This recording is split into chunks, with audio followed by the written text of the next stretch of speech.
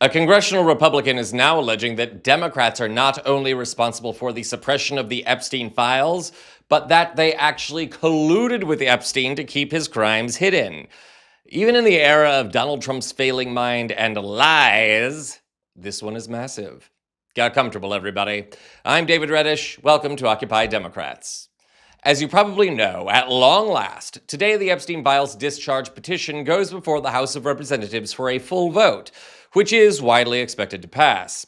At the time of this report, we're still waiting for official word that it has passed and will go to the Senate. And strangely, Donald Trump, who has referred to the Epstein files as a Democrat hoax, is now encouraging their release. Here's a recap. President Trump now wants House Republicans to vote in favor of a bill that would require the Justice Department to release files connected to convicted sex offender Jeffrey Epstein. In a Truth Social post Sunday night, the president said in part, quote, "We have nothing to hide, and it's time to move on from this Democrat hoax." And in the Oval Office Monday, he said let anybody look into it. But don't talk about it too much because honestly, I don't want to take it away from us. It's really a Democrat problem. And if you think Marjorie Taylor Greene becoming a champion of women and a voice of reason is bizarre, stick around. It gets stranger. Yes, stranger than Donald Trump saying he supports the vote to release the Epstein files when he already has the power to declassify and release them. Of course, up to this point, Democrats on the House Oversight Committee have done their best to obtain documents related to Epstein's sex trafficking from the Epstein estate and release them to the public. For more on that, and how Donald Trump knew about Epstein's crimes, see our other videos here on the channel. However, buried in a recent trove of documents were text messages Epstein sent back in 2019 during the congressional testimony of Michael Cohen, Donald Trump's disgraced former attorney who turned on Trump late in his first term. Cohen's testimony revealed Trump's numerous infidelities, financial crimes, and hush money payments. But here's where things get strange. It appears that Epstein was texting with a member of Congress during the actual hearing, Stacey Plaskett, a non-voting delegate from the Virgin Islands. Take a look. Attorney-client privilege, yes, I will turn it over. You, as my friend Mr. Meadows pointed out, misled this committee even today in a written submission that contradicted your testimony. You have suggested you are going to review that. Are you going to review it in our next break to correct the record, yes or no? Yes. Question, you helped out the president's campaign or were involved in the campaign as a representative, as a spokesman, even in your words today. It was your idea for the campaign. It is strange, isn't it? Well, it gets weirder. Plaskett's office has confirmed that she was texting with Epstein, who had not yet been arrested, during the hearing. What's more, it appears Epstein was actually coaching her to ask Cohen about some of Trump's staff who knew of his improprieties and potential criminal acts.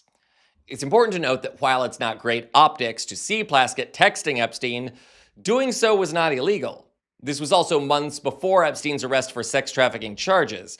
Still, that's not stopping one member of Congress from alleging a wide-ranging Democrat conspiracy to keep the Epstein files hidden to protect members of their party. Stopping off at CNN this morning, Representative Derek Van Orden made some befuddling allegations when asked about Trump's contact with Epstein, and his interview descended into a total meltdown. Take a look.